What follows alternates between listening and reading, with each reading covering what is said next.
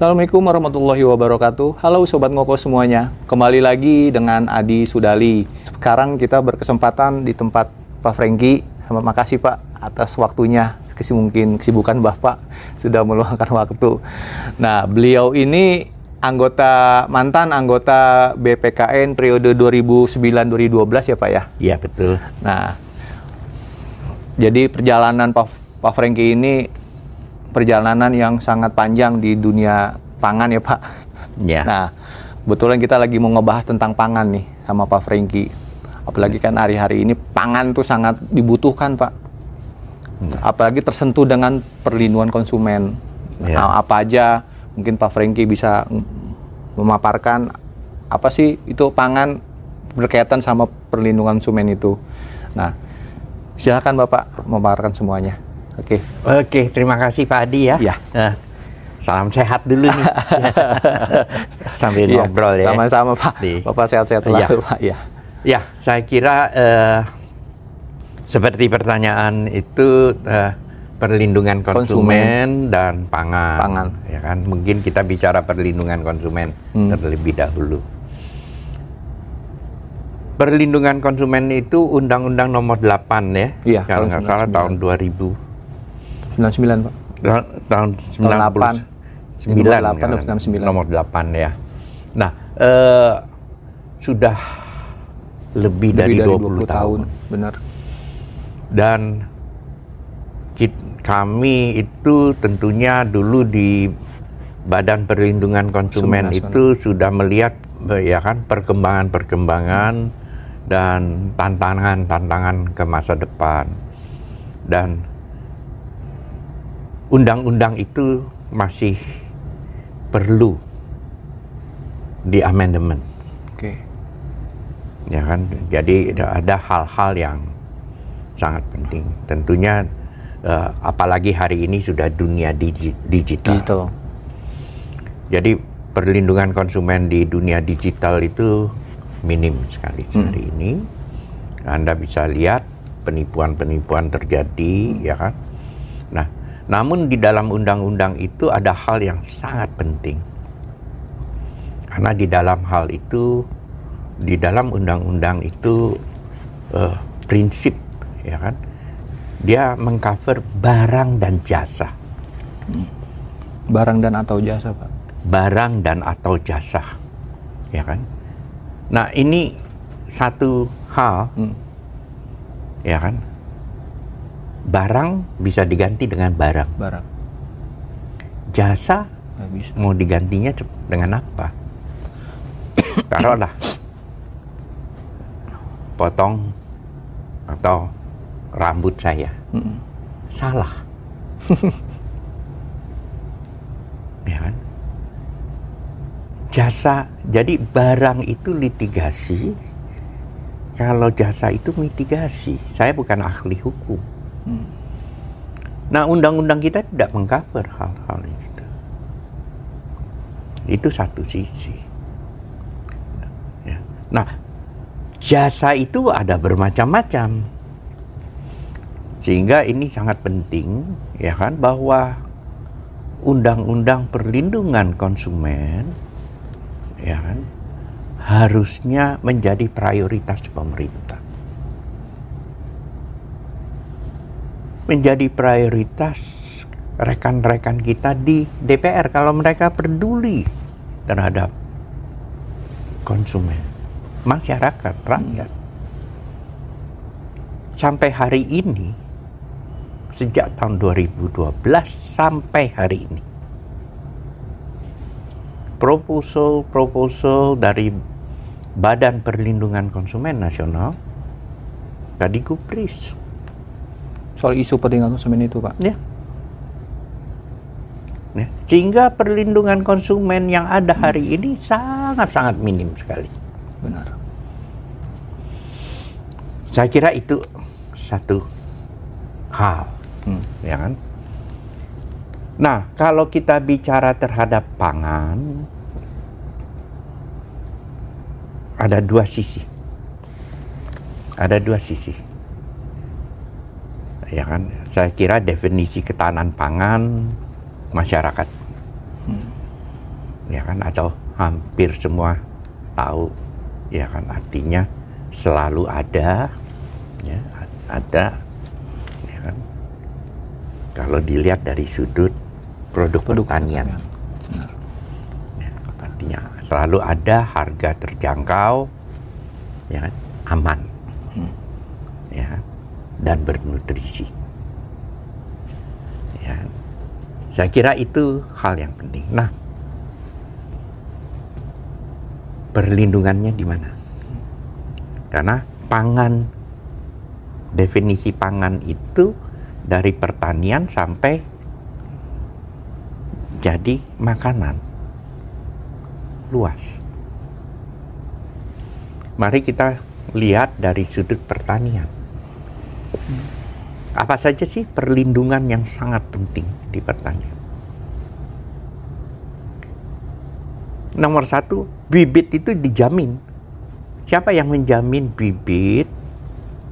Ya kan? Yang diberikan atau dibeli oleh petani. Badan mana yang menjamin bahwa itu bagus, bahwa itu baik? Baik. Ya kan? Bibit padi saja masih harus kasih air, kasih garam, terus disiram. Dilihat yang ngambang berapa banyak. Ya. Nah, itu bibit. Bibit bermacam-macam.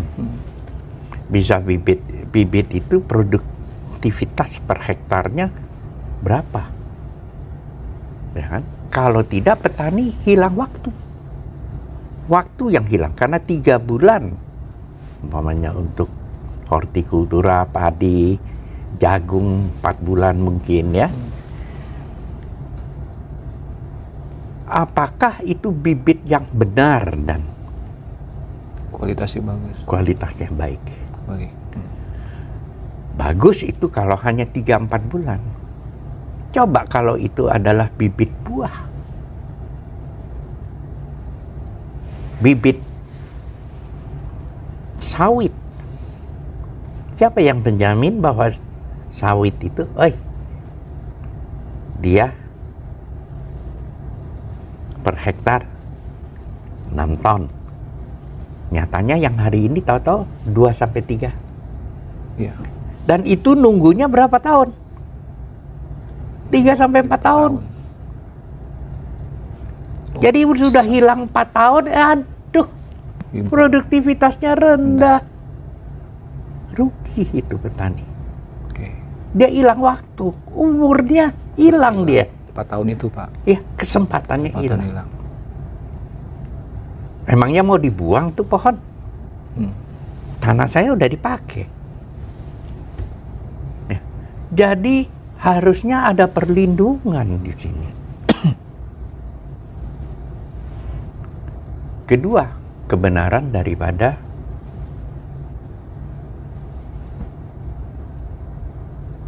pupuk. Dulu kita survei dan kita cek dalam hal itu.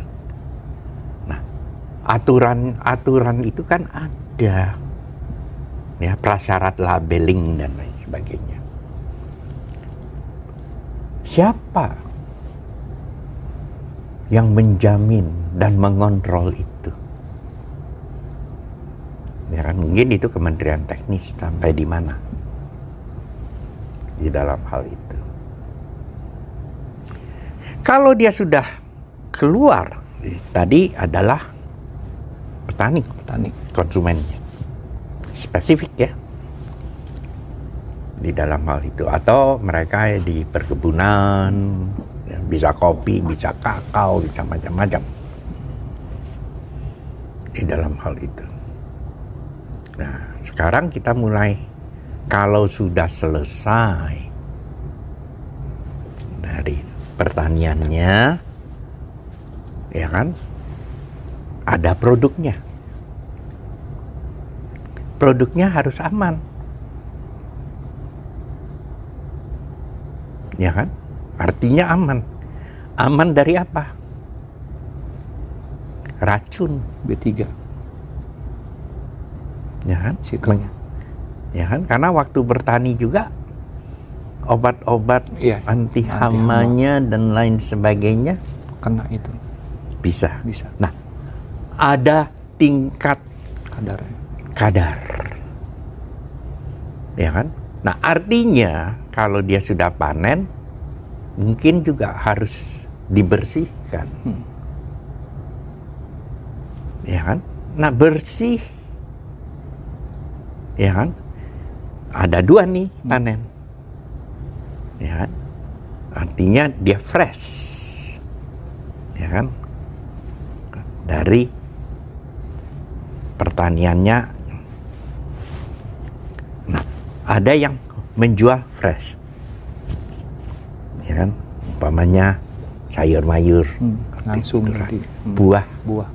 Ya itu fresh. Sampai di mana buah atau ini ya kan memberikan proteksi kepada konsumen aman. Oke. Ya kan? Saya kira itu satu sisi. Nah, ada juga yang mungkin kalau karena dia salah treatment atau tidak kurang kering dan lain sebagainya, sudah beberapa hari berjamur. Itu menjadi penyakit. Bisa kanker, bisa macam-macam. Tidak langsung. Dampak pada tubuh manusia itu tidak langsung. Benar. Ya kan? Akhirnya itu membuatkan di tubuh manusia itu penyakit. Ya kan? Nah, kalau ya kita ini sudah banyak generasi muda kan? Kalau saya katakan generasi YZ, ya, Y dan Z. Ya kan? Mungkin sebagian besar punya kesadaran keamanan, terutama di daerah urban pasti. Sudah pilih apa yang dia makan. Nah, artinya apa? Selesai dari kebun atau sawah atau pertanian itu harus ada treatment, artinya pasca panen. Nah, treatment dan pasca panen ini penting. Kalau barang atau hasil pertaniannya itu banyak, tidak mungkin disortir oleh manusia. Benar. Jadi itu harus mesin. Nah, ini yang cilaka di Indonesia. Ya, kebijakan Menteri Keuangan bahwa kalau dia sudah diolah oleh mesin, padahal tidak memberikan tambah nilai, tapi dia memperbaiki umur simpan.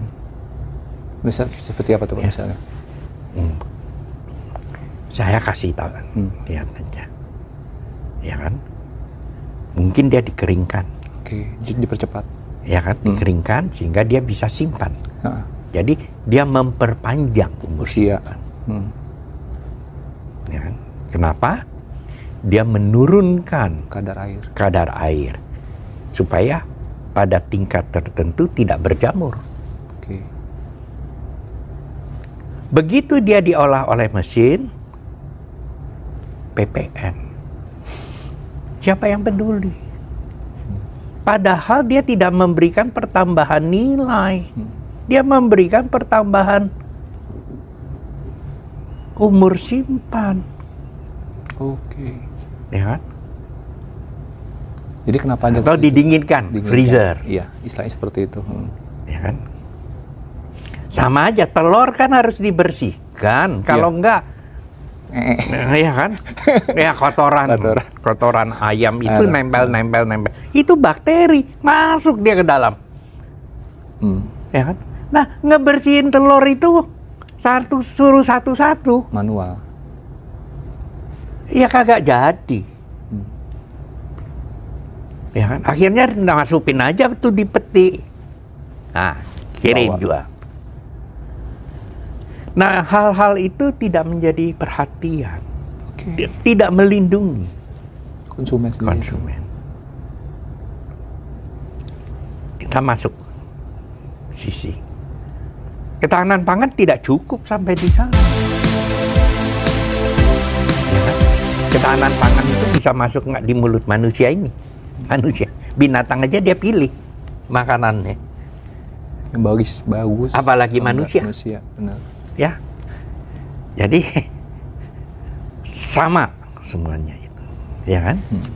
Jadi, nah kalau manusia artinya kuliner, ya kan? Nah kalau kita tidak memiliki pengetahuan kulineris di sini, ya kan? Kembali lagi persoalan, ya, karena manusia itu memilih apa yang dia makan dan rasanya cocok, ya, yang dia inginkan. Jadi cara masaknya nggak asalan saja tanaman ini, ya kan? Tapi basis ketahanan pangan itu cukup karbohidrat dan cukup protein, ada dasar dalam hal itu, ya kan? Sayur juga ada yang berprotein, tidak, ya kan? Bukan hanya dari kalau kita katakan burung-burung ya, atau ayam, bebek, ya kan? Dagingnya, sapi, kambing, ikan, ya kan? Nah, itu banyak. Nah, di dalam hal ini, ya kan, tentu konsumen juga perlu dilindungi. Ya, jangan sampai konsumen membeli ayam yang sudah bangkai. Ada umurnya, daging juga. Nah, sehingga untuk menjaga itu tidak, ya, kalau hari ini pasti dia harus frozen. Nah, kembali lagi suatu sistem. Nah, ini kita bicara kepada perlindungan konsumen. Nah, kalau kita sudah bicara perlindungan konsumen, ya kan, kalau rumah pasti dia belanja, ya kan, itu satu sisi. Apapun juga yang dia belanja, dia harus bisa bersihkan, dia tahu. Tapi pilih yang aman, pasti dia akan mengamankan, dicuci dan macam, ya, di dalam hal itu. Nah, karena saya katakan kuliner, artinya pangan yang ke manusia ini juga bisa restoran, kafe, warung, ya, macam-macam. Nah, ini keamanan. Begitu kita bicara hal ini, ya bisa macam-macam itu, ya kan? Termasuk gerobak, kan, cilok, ya kan? Bisa pisang goreng, tahu goreng, gorengan lah, ya, goreng-gorengan, ayam goreng,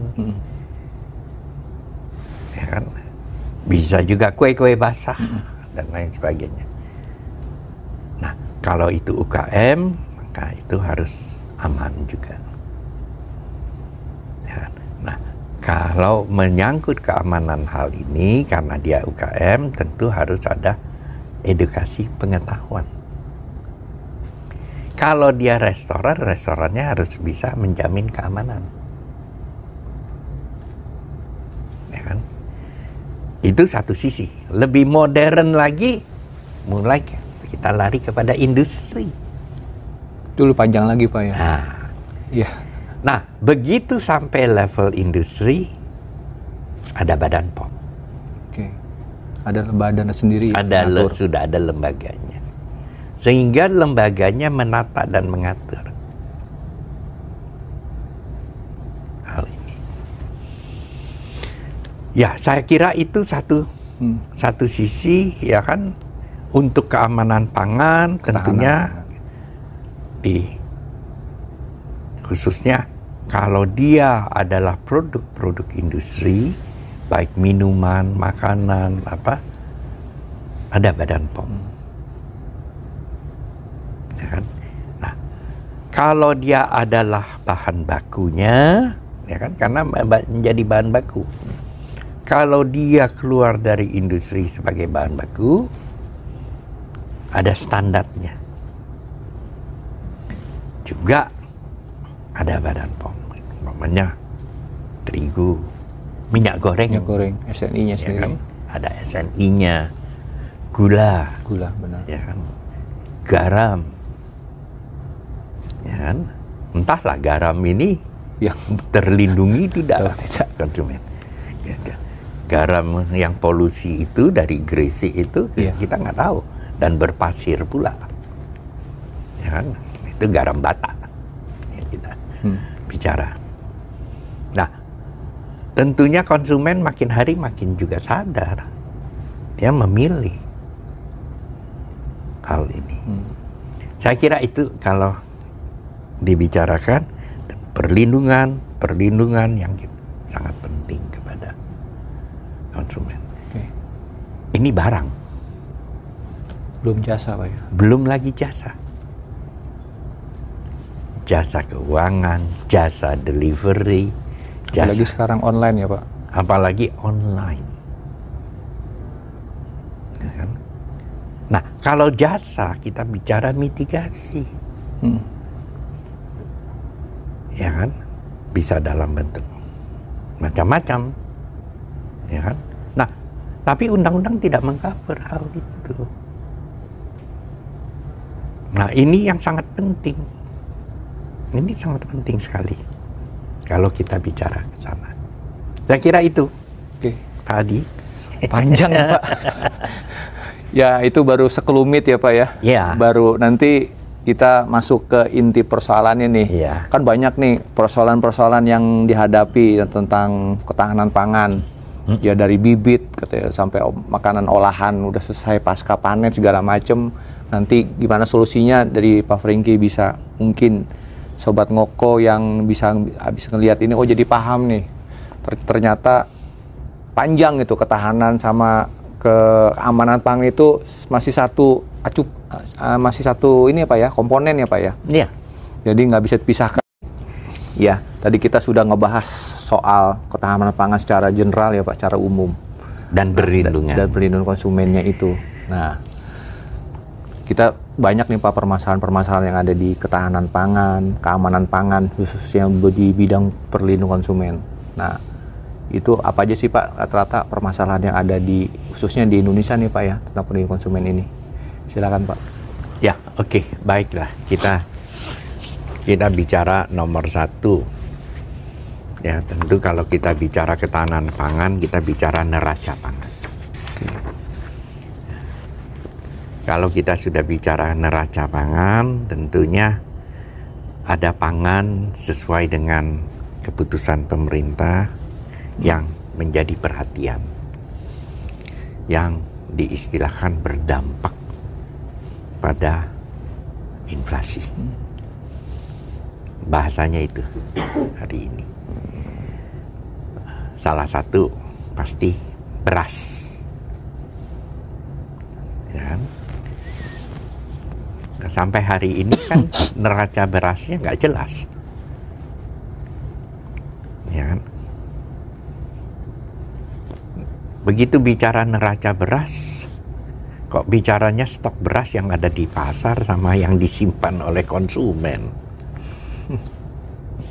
Ya kan? Harusnya kan kalau bicara itu, apa yang ada di pasar ada nggak ada yang bisa hanya kata asumsi. Kalau kita mau mengukurnya itu harusnya setiap bulan atau 1 tahun itu berapa banyak yang masuk ke pasar. Satu. Kalau stok itu ya tentunya kalau kita bicara stok, apa ada yang ada di tangan petani, ya kan? Dan apa yang ada di, kalau hari ini Bulog kan? Ya, di pasar itu pasti konstanta. Kalau setiap tahun berapa yang masuk ke pasar, ya kan? Itu pasti konstanta. Apa yang disimpan di konsumen, di rumah tangga itu pasti konstanta. Nah, tinggal mengukur pasokannya naik atau turun kan? Kalau permintaannya juga lebih kepada pertumbuhan. Ada 2 nih. Bisa tumbuhnya permintaan larinya kepada konsumen langsung. Mungkin juga ada industri yang mengolah beras itu. Bisa industri, ya kan, dia bikin bubur beras, dia bikin bihun, itu kan masuk bahan baku beras, industri. Gitu. Nah, artinya ada berapa industri bihun di Indonesia, ya kan? Nah itu kok nggak ada hitungan gitu. Nah, kalau kita bicara kepada ininya pasti luasan. Berapa luas yang ditanam? Berapa hektar? Dan di mana saja? Ya, luas sawah harusnya sudah tahu. Dipetakan ya Pak? Dipetakan. Apalagi kita sudah zamannya satelit, ya kan, punya drone. Udah hebat ya teknologinya. Nah, teknologi itu sudah harusnya bisa dimanfaatkan, ya kan. Nah,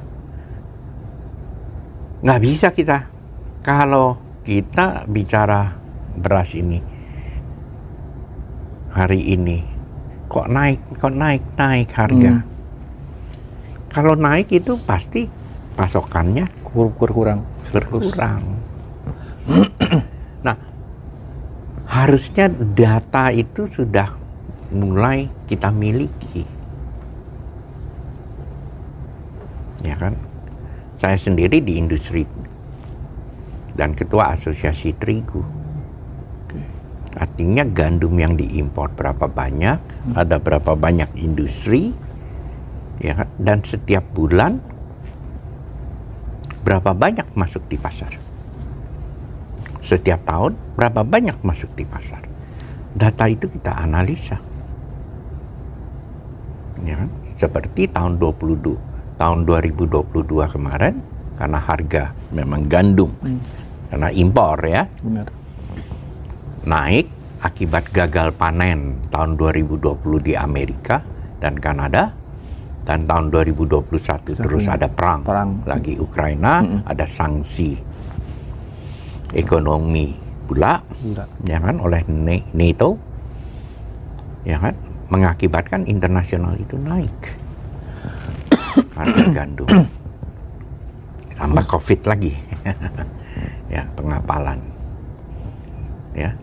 Tapi kita ikuti, dan tahun 2022 terigu itu turun 4,5% secara nasional. Data kita miliki. Oh, seperti tahun 2008, karena tahun 2008 juga ada akibat kekurangan pasokan internasional, ya kan, akibat gagal panen juga. Pengaruh tuh, Pak. Pengaruh, ya kan. Nah, kita sudah bisa membaca ke depan hari ini. Oke. Bulan Maret harusnya panen besar, April panen besar. Pertanyaannya, ya kan, sawah kita kena banjir enggak? Benar. Karena iklim kita ternyata hujannya lain, ekstrim. Ya kan? Atau panennya tertunda nggak?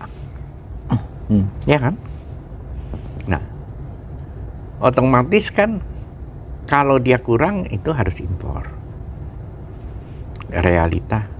Nah, terbuka tidak kita data. Nggak bisa kita bicara data itu hari ini rahasia. Dunia terbuka kok. Ya kan? Sama. Ya kan?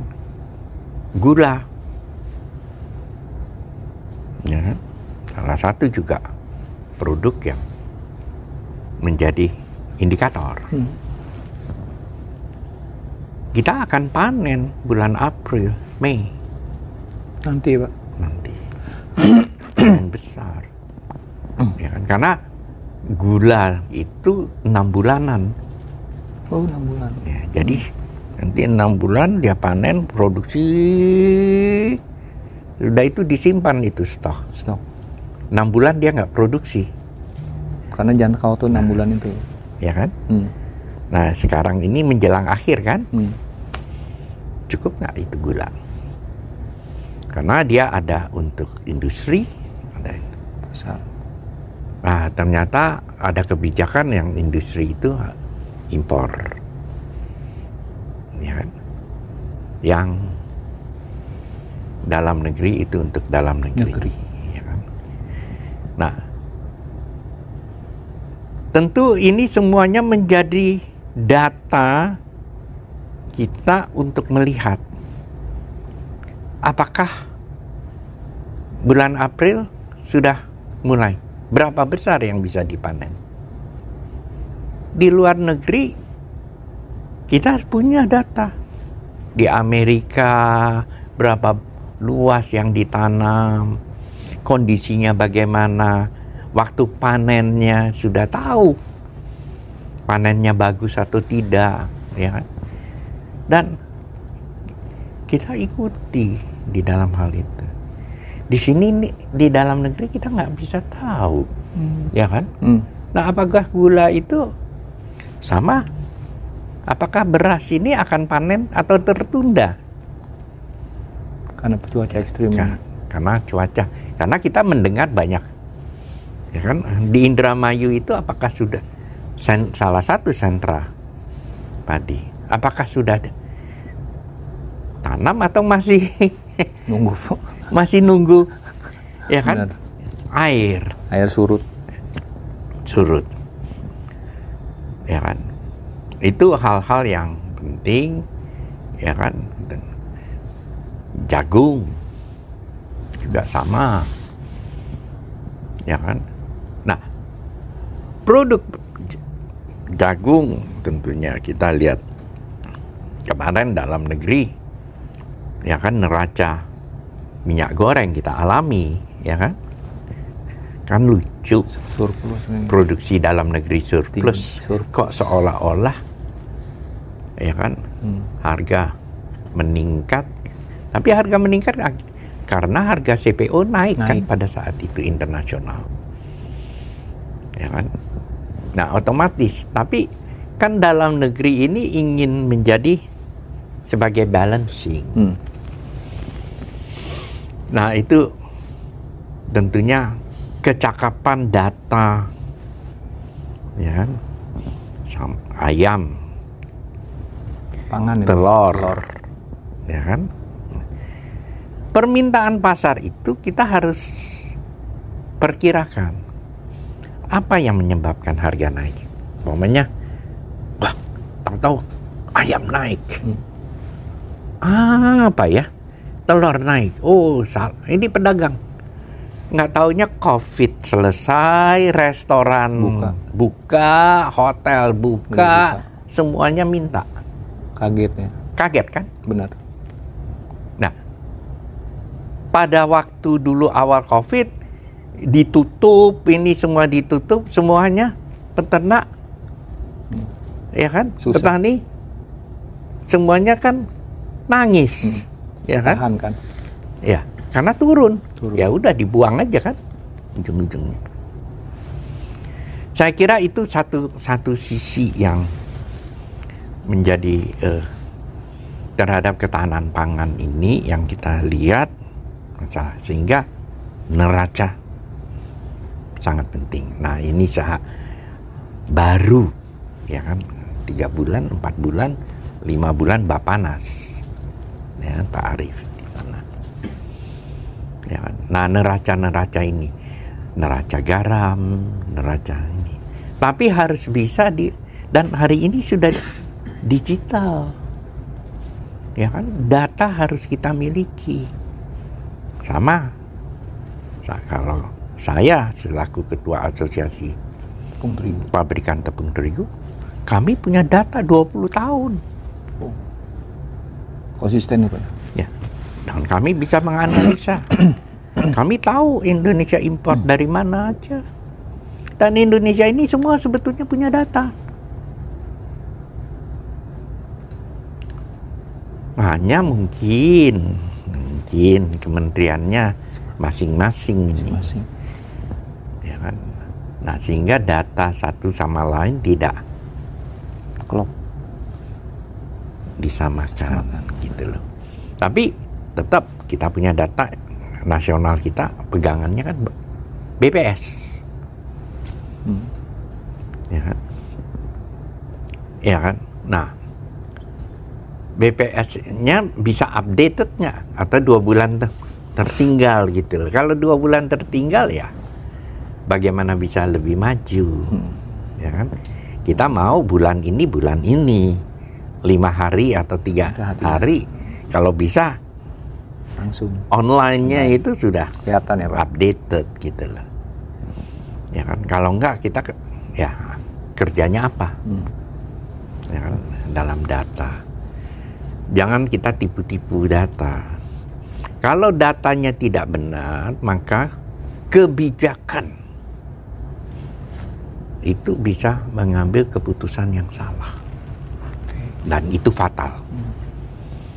Ya kan? Itu dari sudut pertanian. Bahasa saya pertanian. Karena pangan itu luas. Dari pertanian sampai ke mulut orang nih. Yang tadi Bapak sampaikan. Ya, makanan. Benar. Ya. Nah, makanan, penganan ini ya kan? Penting. Ya kan? Ayam, sapi, ya kan? Macam-macam nih. Daging. Olahan. Nah, pendataan itu dari sentra-sentra ini menjadi hal yang sangat penting hari ini. Ya kan? Nah, bagaimana berperan? Ya kan? Nah, begitu kita bicara ketahanan itu, tadi kan saya sudah bicara benih, pupuk, air. Tanaman butuh air. Ya kan? Nah, kalau sudah air, hari ini tentunya pemerintah sudah buatlah ini embung-embung ya, waduk dan lain sebagainya. Kalau dia sudah waduk, kita bicara irigasi. Nah, ada irigasi utama, irigasi kedua, ada tertier. Ya kan? Nah, ini koordinasi untuk petani ini, air ini gimana? Nih? Ya kan? Artinya tukang jaga pintu air. Irigasi tadi ya. Ya. Nah, kalau tukang jaga pintu airnya itu EGP, matilah petani. Ya kan? Nah, yang jaga pintu Kabupaten A, dia digaji oleh Kabupaten A. Airnya dari Kabupaten A ke Kabupaten B. Kabupaten B dia tidak aliri, ya nangislah itu petani. Padahal kita butuh seluruhnya. untuk ketahanan pangan. Nah, ini belum terselesaikan dalam kebijakan. Kita lihat, ya kan, ada tingkat pusat, ada tingkat daerah, provinsi, ada tingkat kabupaten, kota pun. Nah, siapa yang gaji tukang pintu air ini? Kalau dia nggak digaji, dia IGP. Matilah ini petani. Nah, atau dia minta bayaran. Ujung-ujungnya petaninya bikin bor air sini, bor air sana, rusaklah lingkungan.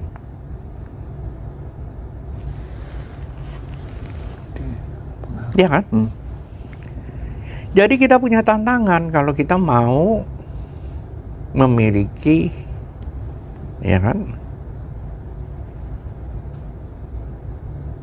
ketahanan pangan pada tingkat pertanian. Nah, begitu kita melihat juga ketahanan pangan itu penganekaragaman kan? Yang bisa menganekaragamkan kita punya pangan, kuliner, tukang masak, chef. Nah, masaknya, ya kan? Dia bisa masak dengan aneka ragam kebutuhan. Nah, itu kreatif dia, ya kan? Nah, aneka ragam di sana. Nah, karena kita ada makanan utamanya, ada bumbu-bumbunya, ada macam-macam ini, ya kan? Artinya rempah-rempahnya, ya. Sehingga di dalam proses kita bicara ketahanan pangan sangat luas, ya kan? Tapi kita bisa, hari ini sudah bisa memetakan semua value chain sampai pasca panen, sampai ke pasar, sampai kepada konsumen atau industri ke konsumen. Tatanan peta ini secara keseluruhan harus bisa kita lihat, dan Indonesia ini luas. Di peta walaupun itu kelihatannya kecil, ya kan, kalau kita terbang dari barat ke timur 10 jam terbang lebih benar, ya kan? Itu sama dengan Abu Dhabi ke London. Artinya seluruh Eropa berapa negara? Jangkau ya. Luas. Nah, kalau kita sudah bicara itu, kita bicara teritorial.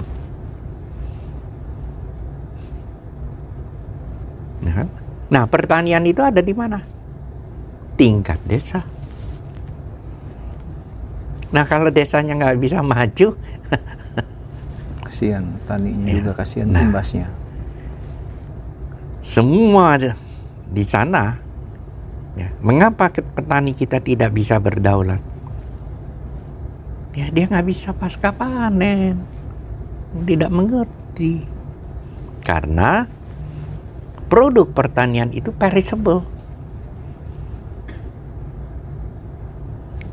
ya kan? Nah, akhirnya petani itu adalah orang-orang yang dieksploitasi oleh yang pintar, kan?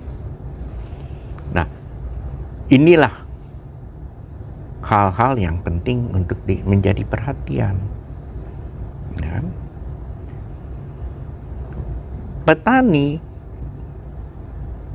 ya kan, juga jangan menjadi objek politik pertaniannya. Orangnya nggak jadi soal, nggak bisa masalah, ya kan? Ya, petaninya harusnya petani itu bersatu. Hari ini dipecah-pecah. Ya, kelompok tani A, kelompok tani B, kelompok tani C. Sendiri, ya. Akibat partai mungkin. Harusnya dia satu. Pilih, silahkan pilih. Ya kan? Nah, apakah ada diskriminasi di sana? Moga-moga tidak. Mudah-mudahan. Ya kan? Jangan yang ini dapat benih yang baik, yang ini dapat benih yang jelek. Tidak tercapai kita punya ketahanan pangan. Nah, ini merupakan tantangan kita. di dalam posisi itu, ya kan? Petani harus bersatu, nomor satu. Itu poinnya Pak ya, terutama. Ya, artinya ada decoupling antara kehidupan ekonomi dengan politiknya. Ya, hak pilih aja, pilih aja. Ya kan, nggak perlu. Nah, itu kita bicara Pancasila. Ya. Nah, ya kan, jadi itu dalam arti kata pengamalannya itu harusnya mereka ketahanan pangannya ya, demi untuk ketahanan pangan, ya, demi untuk kepentingan nasional masyarakat. Kalau yang keamanan pangannya gimana itu? Ya, nah keamanan pangan tentunya prasyarat, ya kan, ketentuan jangan sampai, ya kan, satu, pupuk juga berlebihan. Kedua, ya kan, racun-racun hama ini juga harus ada pembatasan. Harus ada pembatasan, kontrol di dalam hal itu. Nah, siapa yang merupakan kontrol pada tingkat pertanian? Tingkat makanannya ada Badan POM. Ya kan? Tingkat pertanian itu siapa? Ya kan? Nah, karena di petani itu jadi tempat yang kebanyakan akhirnya tereksploitir, petani itu miskin. Atau hidupnya susah. Harian. Oh iya. Ya kan? Tentunya generasi muda melihat hal itu nggak akan mau jadi petani. Nggak akan mau, ya kan? Nah, sehingga bertani itu juga tidak bisa kita tetap, teknologi makin hari makin maju, ya kan? Kita juga harus bertani dengan teknologi yang maju. Dengan teknologi yang maju, ya kan? Artinya pemupukan dengan drone bisa hari ini, ya kan, dan bisa ada takarannya, ya kan. Nah, di tingkat harga di dalam hal itu, ini kita bicara costing, itu keterjangkauan. Di tingkat petani tidak bisa berhitung daya mampu, yang dihitungnya kan buahnya.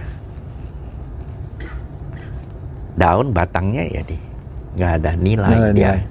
Padahal daun dan batang itu ada nilai. Maksudnya gimana Pak? Artinya ya kan, kalau kamu lihat padi, yang contoh aja, ya kan, padinya dipanen terus jeraminya, jeraminya dibakar. Iya, biasanya kan seperti itu, ya kan. Polusi udah. Satu, CO2, ya kan. Yang kedua, tanahnya menjadi tidak subur. Oh, itu pengaruh ya Pak? Tahu nggak dia? Okay. Ya itu ngarang kan, jadi arang. Terus kena air hujan. Nah, ya kan. Nah, hancurin aja itu. Dipapak. Ya kan, dihancurin, kasih pangan ternak. Jadi pupuk. Sebulan dia jadi pupuk. Nah, kalau dia udah jadi pupuk, tebarlah. Ke sawah tanahnya aja. Jadi lebih subur. Ya kan? Nah, itu yang pupuk berkurang kan dia belinya. Ya kan? Ini kompos kan itu Pak ya? Iya. Jadi kok ya kan? Nah, apa saja. Oke. Ya kan? Nah, hal-hal ini kan tidak, ini masalah pengetahuan. Mengapa dia tidak diberi pengetahuan? Karena nggak tahu. Mengapa dia tidak diberi pengetahuan oleh yang pintar? Karena mau jual pupuk, pupuk subsidi kali. Sehingga takarannya kan lain kan. Harusnya takarannya lebih kecil. Oke. Ya kan? Kalau dia lebih kecil kan pupuknya bisa untuk ekspor. Ya kan? Nah, inilah hal-hal yang perlu menjadi ke depan itu ya kan, merupakan tantangan, ya kan. Saya kira itu merupakan satu sisi ya. Para petani itu di setiap desa harus bersatu, bukan ada kelompok tani ini, ada kelompok tani ini. Bisa ada 3, ya kan? Benar. Kita berhadapan satu desa mungkin bisa 3-4 kelompok tani. Kentang, cabai, ya kan? Ya, di dalam posisi itu. Nah, ini satu sisi, ya kan? Nah, tren itu akan makin hari makin direct, ya kan? End to end gitu loh, di dalam posisi ke depan. Nah, itu tantangan kita. Ya kan? Nah, tadi kembali lagi keamanannya ya racun kan di dalam posisi itu. Ya. Bebas racun. Harus bisa. 5B3 tadi. Nah, ya kan. Ada kadar tertentu yang harus bisa ini kan. Kalau tidak juga lahannya hilang kesuburan. Benar. Ya kan. Dan manusia makan racun. Manusia ada batasan makan racun, diizinkan makan racun. Iya, racun diizinkan, ya kan? Nah, tapi ada batasan, ya kan? Semua yang kita makan mungkin racun bisa ada mengolah sendiri. Mengapa? Semua produk pertanian adalah produk kimia organik kan? Semua yang kita makan masuk ke mulut kita kimia organik. Dan tergantung apa reaksinya. Dalam tubuh kita itu terjadi reaksi kimia. Ya. Nah, kalau itu pakarnya ya adalah di sana. Saya bukan pakar di sana. Ya kan? Kita serahkan kepada pakar-pakar ya, ahlinya, ya kan. Mungkin kalau sekarang Badan POM, kalau untuk risetnya ada BRIN ya. Iya, sekarang BRIN ya, Pak. Sekarang BRIN. Nggak apa-apa, ya kan? Tapi bagaimana koordinasi yang baik, tidak tersendiri. Ya, itu kalau kita bicara ketahanan pangan. Ya. Jadi udah satu mencakup seperti itu. Ya, jadi apa? Ya kan, di dalam posisi pertanian. Nah, satu lagi ya di sini, adakanlah lomba kuliner, ya kan? Kasih tatanan apa, bahan baku apa, ya kan, sehingga penganekaragaman itu jadi gitu. Nah, siapa yang bisa berkreasi di sini akan, ya tentunya ada kriteria, ya kan, makanan itu bernutrisi, aman dan ya aman dimakan. Aman dimakan. Itu yang penting. Ya kan. Aman dimakan sama dan disukai oleh konsumennya. Iya, sama UMKM juga Pak ya. Ya. Nah, itu ya, karena itu tingkat UMKM itu sangat luas.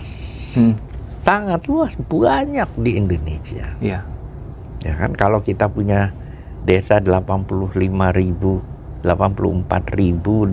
85.000 lah desa. Satu desa punya 10 UMKM ya, iya. Tinggal dihitung aja. Ya kan? 800.000, iya. Ya kan?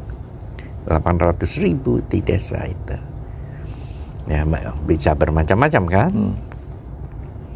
Di sana dia bisa mengolah buah, bisa mengolah macam-macam. Benar. Di samping hasil pertaniannya. Oke. Ya, nah hal inilah ya aman dan halal lagi. Pasti kan? Itu yang baik buat tubuh juga Pak ya. Betul.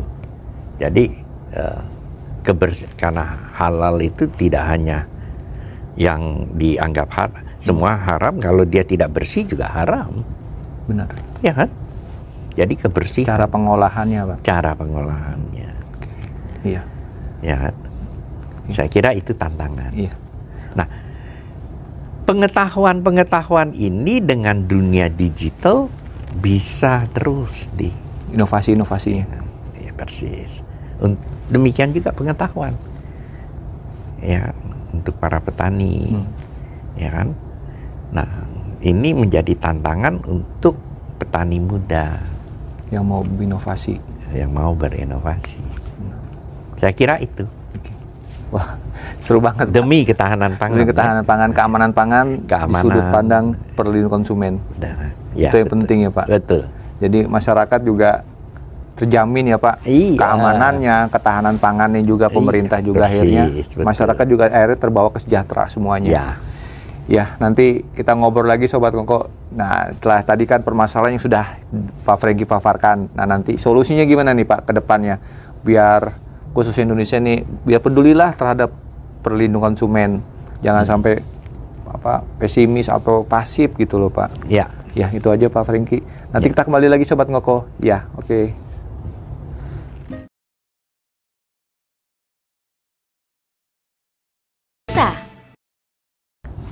Halo Sobat Ngoko, kembali lagi. Masih di Pak Franky bincang-bincang tentang perlindungan konsumen. Ngobrolnya seru banget sama Pak Franky nih. Santai lagi. Tentang keamanan, ketahanan pangan ya Pak ya. Iya. Tadi kan sudah ada pemaparan yang permasalahannya. Nah, sekarang kita masuk ke solusi ini Pak. Supaya nih ke depan nih kita nih ketahanan pangan jangan sampai ada masalah nih Pak ke depan. Kasihan petani-petani. Tadi Bapak singgung-singgung ya soal petani. Iya. Soal kesediaan pangan di Indonesia itu seperti apa. Iya. Nanti imbas itu akhirnya ke konsumen juga sih Pak. Barang-barang itu mahal lagi kata Pak Franky seperti itu kan. Iya. Nah, gimana nih Pak untuk kedepannya biar kita nih saya sebagai konsumen lah itu biar aman gitu. Jadi mungkin Pak Franky bisa ngasih solusi sedikit lah biar ada masukan lah buat semuanya gitu. Gimana Pak? Iya. Tentunya kalau kita bicara terhadap perlindungan konsumen ini tidak semata-mata semuanya pemerintah. Oke. Ya. Nomor satu ya kan pengusaha makanan. Kepedulian ya. Peduli. Ya, pengusaha makanan ini harus peduli dan harus punya moral yang beretika. Bahwa apa yang disuguhkan kepada konsumen ini adalah produk yang aman. Oke. Nah, ini tantangan. Apalagi ke depan kita punya pengusaha-pengusaha muda. Oh iya. Dan konsumen-konsumen muda. Nah, ini ukuran sampai mana moral dan etika pengusaha. Ya kan? Jadi jangan sampai mereka berusaha asal laku saja dan asal dapat untung ya. Dapat untung. Nah, ini akan terjadi, makin terjadi dalam kondisi ekonomi sulit. Ya kan? Ya aneh kan kalau kita mengatakan ya kan ciki ngebul? Oh, ciki ngebul. Iya, pakai ciki dia siram nitrogen ya, Pak ya. Itu yang disiram. Itu barang yang sangat berbahaya. Apakah pengusahanya tahu atau tidak? Jangankan hanya itu ya, Pak, di pinggir-pinggir atau di mall-mall kan banyak itu, Pak. Ya kan? Benar. Nah, apalagi itu yang dijual sama anak-anak itu di dalam sedotan. Ya kan? Nah, mungkin pengusahanya tidak tahu. Kalau dia UKM, dia kemungkinan dia tidak tahu. Jadi diajarkan ya. Dia ya kan? Dia coba-coba laku. Ya kan, cilakanya ini banyak korban. Banyak korban. Artinya dia mengkreasikan pasar untuk dokter kan dan rumah sakit. Iya. Yang untung itu farmasi. Dokter jasa. Ya kan? Rumah sakit obat itu yang untung. Jadi dia mengkreasikan konsumen obat. Nah, itu tidak benar. Ya kan? Sehingga pengetahuan, nah, sebetulnya pengetahuan ini ya kan sudah ada pelarangan dan batasan dari Badan POM. Ada. Dan itu bisa dibaca dan sudah secara elektronik. Ya kan? Nah, akses ke melalui HP juga bisa. Web juga bisa. Websitenya ya. Ya kan? Nah, solusi yang pertama itu ya saya menghimbau itu. Coba pengusaha-pengusaha juga kecil, ya kan? Ya kan, UKM. Ya, rumah. Industri rumah itu cobalah baca, ya kan, apa yang ada dalam Badan POM. Setidak-tidaknya peduli, ya kan, jangan sampai juga berusaha dan menghasilkan sesuatu yang tidak halal atau mencelakakan orang lain. Hukumannya berat itu. Saya kira itu salah kalau kita bicara dari sudut pengusaha, ya kan.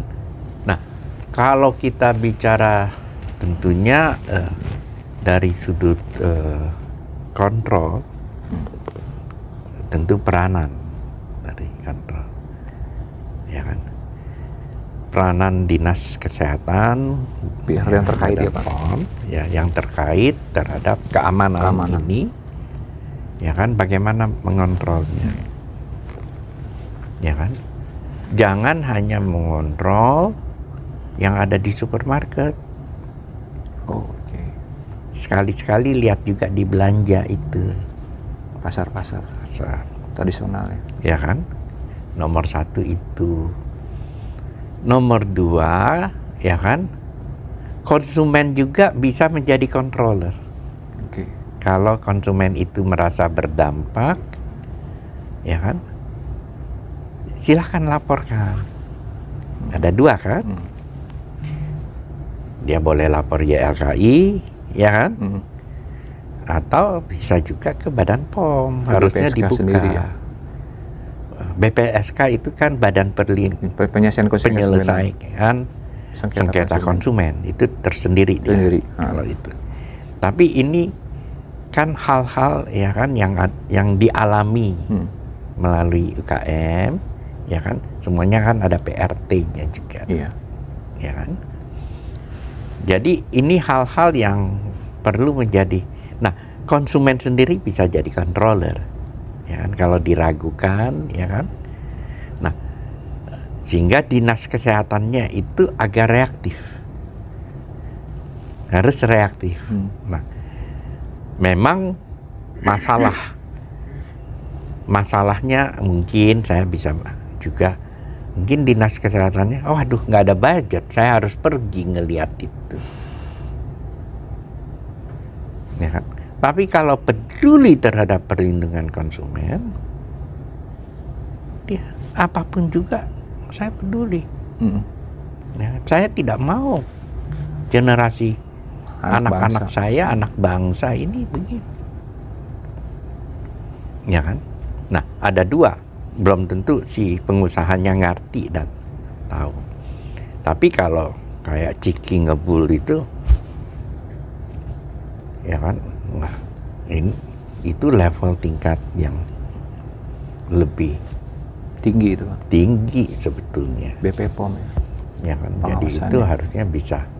Nah, seberapa reaktif badan kontrol ini, ya kan, ini kan kepada ya kan, komplain konsumen, ya kan. Saya kira itu biasanya itu ya kalau dia sudah blow up di media, keluar sosial TikTok, sosial media, jadi viral, baru ada reaktif, ya kan. Sebetulnya, ya kan, peduli lah di dalam posisi. Berarti masih harus ada tanggung jawab masing-masing ya Pak? Ya. Keterkaitan. Saya kira itu menjadi, ya kan, tanggung jawab bersama. Tanggung jawab bersama. sulit untuk kita menyalahkan siapapun juga. Nah, tantangan pemerintah tentunya di dalam hal ini adalah badan kontrolnya, regulasi dan sendiri.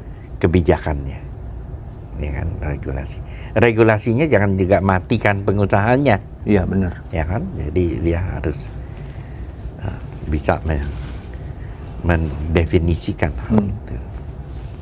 Ya kan, saya kira itu hal-hal yang perlu menjadi perhatian di bidang pangan ini, ya kan. Dan sisanya mengenai ketahanan pangan tentunya kebijakan-kebijakan yang sudah ada, yang sudah baik harus terus diupdate karena perkembangan sangat pesat, sangat cepat, ya, di dalam posisi itu. Nah, menyesuaikan itu, nah salah satu juga begitu kita bicara pangan, kita bicara, ya kan, sekarang sudah online pembeliannya. Iya benar. Nah, bagaimana pembelian secara online itu? Bagaimana? Nah, online itu jasanya, ya kan? Nah, artinya servis kan? Nah, servis dan pembayaran, apalagi sudah ada uang elektronik, e-money itu. E-money, ya. QRIS bahasa hari ini. Ya. Nah, sistem-sistem ini perlu menjadi perhatian dan itu menjadi tantangan. Saya kira itu hanya itu yang bisa saya sampaikan solusinya. Karena masalah perlindungan ini multidimensi. Benar. Multidimensi. Jadi tidak bisa hanya satu sisi dilihat ya Pak ya. Dilihat, ya kan? Nah, ini adalah kepentingan bersama. Mari bersama-sama. Nah, konsumen juga perlu peduli, ya kan? Kalau dia adalah yang package dan produk, ya kan, harusnya ada labelnya. Baca label sebelum membelanja atau beli barang. Sebelum membayar itu barang. Iya. Ya kan, perhatikan juga ada waktunya. Kadaluarsa, expiry. Ya kan? Saya kira itu yang merupakan hal yang harus diperhatikan. Saya kira. Ya. Ya. Kasih banyak Pak Franky sudah panjang lebar tentang ketahanan pangan, khususnya di perlindungan konsumen. Ya. Semoga Pak Franky diberi kesehatan ya Pak. Terima kasih. Terima kasih Pak atas waktunya nih. Ya. Yang 1% yang terakhir itu. Iya. Closing statement gimana Pak? Undang-undang perlindungan konsumen ini harus di-amendment. Dan ya kan, proposal draft amendment sudah ada, seingat saya. Ya kan? Ya kan? Kalau DPR peduli, ya kan, harusnya naik. Ya, naik lagi. Itu sebagai prioritas karena ini penting. Ya, bukan hanya jasa atau barang aja Pak ya nanti. Jangan jasa dan barang aja. Ya kan? Barang itu banyak. Ya kan? Pangan itu prioritas. Ya kan, barang pangan itu prioritas. Itu belum mencakup situ Pak ya. Karena itu sehubungan dengan manusia, mainan anak-anak lah, baju lah, ya kan, lain sebagainya, ya kan, macam-macam, bisa lampu, bisa TV, bisa lemari es sampai mobil, ya kan. Nah, tapi di dalam posisi itu, ya kan, kalau peduli, ya kan, ini undang-undang harus di-amendment. Itu satu, ya kan? Ya, sama tuh jasa. Salah benerin hidung, mengok. Nggak bisa diganti hidung lagi. Ya kan? Benar. Jadi harus ada define, ya kan, mitigasinya di dalam hal itu. Berarti harus banyak perubahan ya Pak di situ ya? Ya, Saya kira itu. Nah, apalagi sudah ada elektronik, ya kan? Jadi harus disesuaikan di dalam hal itu, ya kan? Ya moga-moga. Amin. DPR mau setelah mendengarkan ini ya, perhatikan ya kan tentang perlindungan konsumen Indonesia, terhadap perlindungan konsumen di Indonesia. Khususnya saya kira biar bisa maju lagi Pak ya. Biar pedulilah kita sama masyarakat. Jadi generasi kita jadi lebih baik ya Pak. Iya. Step-step naik ke atas. Ya, jangan sampai kita punya generasi muda besok lusa jadi pelanggan rumah sakit dan pelanggan dokter. BPJS-nya bangkrut tuh. Benar. Imbasnya ke situ Pak, kemana-mana. Imbasnya kemana-mana. Oke. Ya kan? Saya kira itu. Itu aja Pak Franky. Sudah ngobrol panjang lebar. Makasih Pak Franky atas waktunya. Ya, baik. Ya, biar kita bisa silaturahmi lagi, kesini lagi. Sobat Ngoko mungkin kalau ada masukan silahkan ketik di web kita, di Ngoko Podcast, di YouTube, di TikTok ataupun di Instagram atau di Twitter. Nah, jadi nggak usah sungkan-sungkan topik apa yang mau dibahas dari Sobat Ngoko mau seperti apa. Kita kan sudah ketahanan pangan sudah ada nih. Nanti mungkin Sobat Ngoko minta topik yang lain bisa kita ambil. Itu aja Pak Franky. Ya, sampai jumpa lagi. Salam sehat. Iya. Terima kasih Pak Franky atas waktunya. Ya. Terima kasih.